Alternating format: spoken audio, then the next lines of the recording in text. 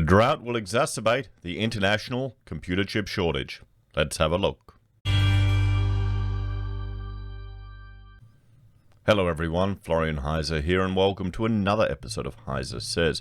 Grab your stein of coffee because we're going to continue our discussion about, well, the international chip shortage that is having impacts and rippling through the global economy, more than some people might realize. Now, Taiwan is the #1 exporter and manufacturer of silicon chips in the world and integrated circuits. And, well, drought is going to affect it. So this, in a way, is showing you that even now in the 21st century with global supply chains, we are still beholden to the whims of the weather and changes in weather patterns. So let's have a look at this one. So before we jump through this article that brought it to my attention, I thought we'd have a look at just the exporters of integrated circuits. Now, Chinese Taipei, also known as Taiwan, and they use this name in international spheres to not annoy the communists, my understanding is.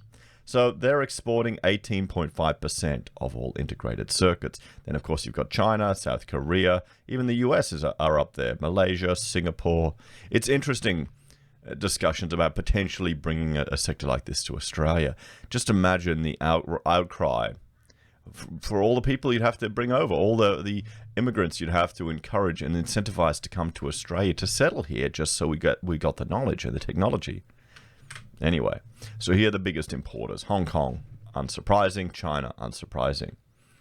Now, you can see the share of the export over time. Taiwan has grown to, they've been a decent size since 2009. They've slightly grown as well as China and South Korea.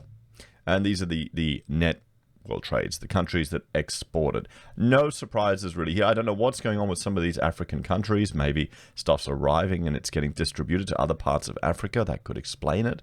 I can't imagine maybe there are some rural, a manufacturing right next to Ethiopia in the middle of Africa. What do you reckon?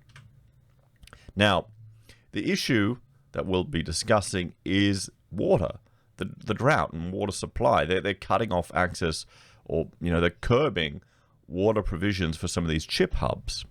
So let's have a look. This is a map of Taiwan Water Corporation, an analysis of the situation of the water supply. Now, the green is a tight water situation, so in these areas here.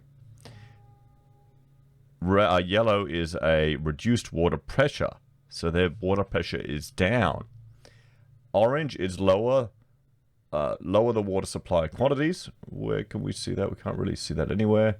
And intermittent supply by district or fixed location. So there's red. So not really any issues here. You've got the total water supply in the northern region is 3.107 million CMD. And effective storage capacity of the main reservoir is 128. Wow. Okay. The total water supply of the central region is 2.59. Reservoir capacity is 169. So you can see here how they've got, well, water issues, everyone. So you've got tight water situation in some and reduced water pressure as well in others. So let's have a look at how the drought is exacerbating this chip shortage. If it impacts the ability of these businesses, these manufacturers, to continue trade, well, that's going to play out into all of the issues because it's flowing through to the cost of consumer goods. You'd be surprised how many consumer goods, even vehicle delays, everything needs chips in them, even if they're not super advanced ones.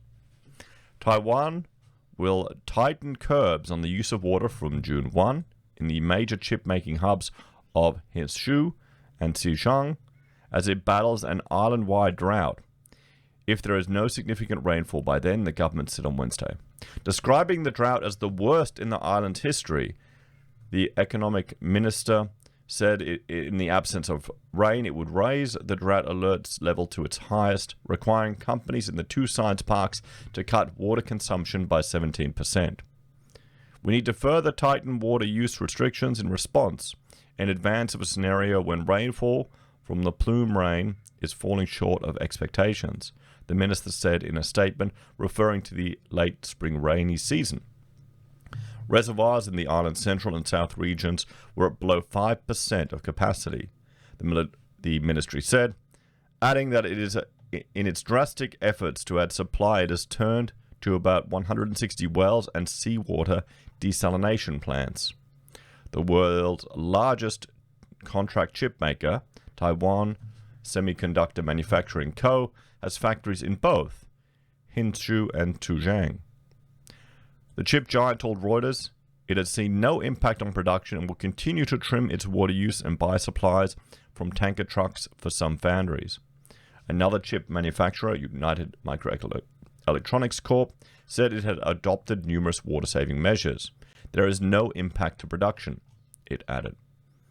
No typhoons directly hit the island last year, meaning much less rain. This year, rainfall has also been low and the outlook is not good.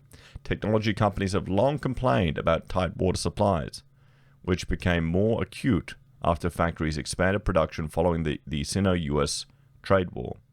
The drought has also exacerbated problems with electricity management, leading to 2 major island-wide blackouts in less than a week. President Tsai Ing-wen pledged this week to look into electricity management, saying the booming economy and extreme weather posed a greater challenge. The drought means electricity generation by hydropower plants was insufficient, state-run electricity provider Taipower said.